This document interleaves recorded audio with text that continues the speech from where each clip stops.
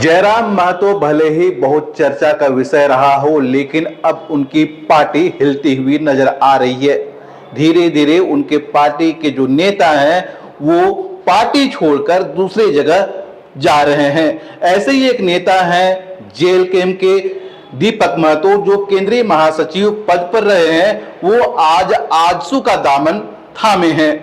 आजसू का दामन थामने के बाद आजसू सुप्रीमो सुदेश महतो ने क्या कुछ कहा है, आइए जानते हैं।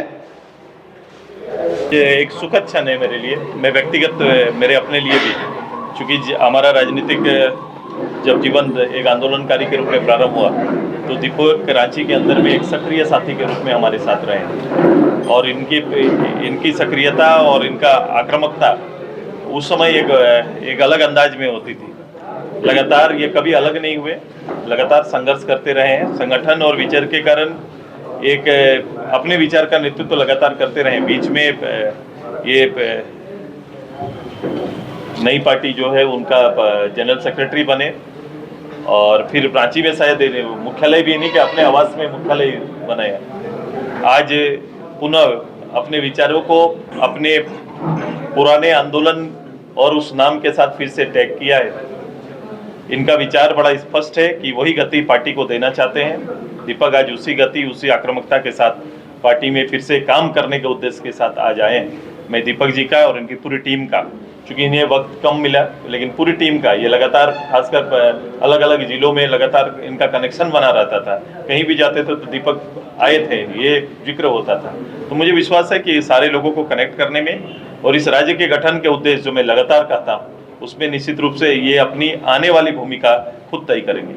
आज क्या यहाँ से लगातार मजबूत होती हुई दिखाई देगी या अपने पुराने लोगों को लाकर एक जो पूरी ताकत के साथ? मुझे अच्छा लगता है कि अभी चुनाव के परिणाम के बीच चुनाव आने में कुछ लोगों ने बड़ा अच्छा, मीडिया के कुछ लोग, कुछ ट्यूबर लगातार अपना पार्टी के लिए सुझाव आते रहा है। पार्टी का आकलन पार्टी से ज़्यादा हमारे कुछ बंधु लगातार कर रहे हैं। तो मुझे अच्छा लगता है कभी कभी इस तरह से चीज़ें। मुझे नहीं लगता है कि एक कठिन दौर होगा, जो विश्वसनीयता है उस पर कहीं ना कहीं प्रभाव पड़ते जाएगा। ये मेरा नहीं है, ये लोग आपको देखेंगे। जो लोग इस तरह से भ्रम फैलाने का जो काम कर रहे हैं वो लंबे समय तक सस्टेनेबल जो भी आप काम कर रहे हैं उसमें ये बहुत कारगर होता नहीं है। पक्ष जरूर रखा जाना चाहिए और जो परिस्थितियां बदल रही है या बदलेंगे, हम लोग पूरा कमिटेड हैं। हम लोग मुझे एक कार्यकर्ता हैं, इसलिए हम लोग को कभी क्या आया क्या गया, क्या पाए क्या खोए पर कभी चिंता हम लोग करते नहीं। बस आपने मुझे 25 साल प्रत्यक्ष रूप से देखा है। ऐसे मैंने कहा कितने उतार कितने चढ़ाव देखे हैं वोट की राजनीति के, लेकिन एक स्पष्ट है कि पूरा काम करने के लिए प्रदेश पड़ा हुआ है। ये अपील है लोगों का कि ये प्रदेश आपके लिए और आपके काम और राजनीति के लिए ये पड़ा हुआ है। चुनौतियां भरी हुई है, चुनौतियों को खाली कलेक्ट करिए और लोगों के लिए काम करिए। मजबूत यहाँ से दिखे कि पुराने साथी जितने थे, आपने खुद कहा था कि अध्यक्ष के नाते जो पुराने जितने लोग के लेकर आएंगे, तो आजसू की वो पुरानी मजबूती एक बार फिर से दिखेगी सांगठनिक? बिल्कुल, उससे ज्यादा शायद प्रारंभ काल के जो साथी रहे हैं वो एक होने लगे हैं। नए दौर के जो साथी जिनमें भटकाव आया था उन्हें समेटने की तैयारी होगी। 2-4 दिन बाद आप देखेंगे कि नए दौर के कई साथी साथ में सारे लोग आएंगे। और ओवरऑल देखो, ये राजनीति ड्रामा नहीं है। मैंने एक चीज, कई लोग इसको ड्रामा की तरह लेते हैं। एक आते हैं मंच में, एक नया कुछ चीज सजाते हैं, एक ड्रामा के रूप में करके निकल जाते हैं। मैं यही कह रहा हूँ कि इसको एक पर्दे का ये कार्यक्रम नहीं है, ये एक विश्वसनीयता है और लॉन्ग टर्म लोगों को उस विश्वास को वापस करने की एक जिम्मेदारी है। राजनीति को हम लोगों ने जिम्मेदारी के रूप में लिया है और इस जिम्मेदारी में लोगों का आशीर्वाद वोट के रूप में कितना पड़ा नहीं पड़ा उसका आकलन अलग से करेंगे, लेकिन विश्वास बना हुआ है, कनेक्शन बना हुआ है और विश्वास जहां बना हुआ है वहां काम पड़ा हुआ है और हम लोग उस निश्चय को काम मानकर, अपना कर्तव्य मानकर राजनीति में अपना काम करते हैं। एक सवाल सभी के मन में है कि जो विधानसभा चुनाव हुआ उसके बाद जो कुर्मी वोट का जो बिखराव हुआ, आज तो कहने गया जेएलकेएम की ओर से, मतलब कोई रिजल्ट फलाफल निकला लेकिन बिखराव बहुत ज्यादा। मुझे लगता है कि इसको आकलन अलग अलग रूप से आप लोग कर रहे हैं, पार्टी भी आकलन कर रही है। पूरे राज्य में कभी भी डोमिनेट करने वाला केवल एक विशेष समुदाय के लिए पार्टी नहीं काम करती है, पार्टी सबके लिए काम करती है। हाँ, एक प्रभाव क्षेत्र रहता है जिस पर आप जिक्र कर रहे हैं, ये प्रभाव क्षेत्र हमारा पूरी कोशिश है कि ट्राइब के अंदर, फिर हमारे शेड्यूल कास्ट के अंदर, ओबीसी के अंदर, इस तरह सभी के अंदर, हर क्षेत्र में अल्पसंख्यक के अंदर पार्टी का प्रभाव और पार्टी के लोगों का जुड़ान हम लोग करेंगे। एक नया मामला है, बीजेपी के नेताओं ने उठाया है कि सरकारी पद जो रिक्त था वो 4,66,000 के करीब, लेकिन अब सिर्फ कहा जा रहा है कि लगभग 2 लाख, तो एक बड़ा घोटाला का आरोप लगा है। क्या इसे देख रहे हैं कि सही में सरकार आंकड़े कम कर रही है? मैं हमेशा कोई भी गैर आंकड़ा काम मैं करता नहीं।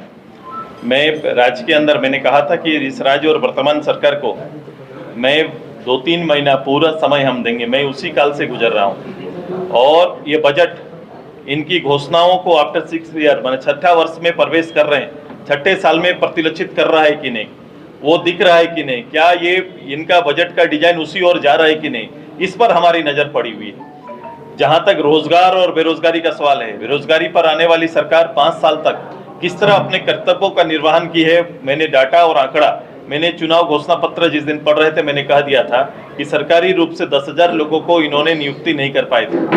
रिक्तियां हैं, हर डिपार्टमेंट में रिक्तियां हैं और जो कमोबेश 3.25 लाख पद रिक्त है, जिसको सरकार को भरना है, सरकार को कामकाज को गति देना है। तो मैं आगे इस पर जैसे बजट आएगा ना, बजट के बाद हम इस पे बहुत डिटेल से इस पे जाएंगे और हम देखेंगे कि राज्य के नौजवानों के लिए इनका बजट कितना बेहतर रूप से अभी बजट आने वाला है।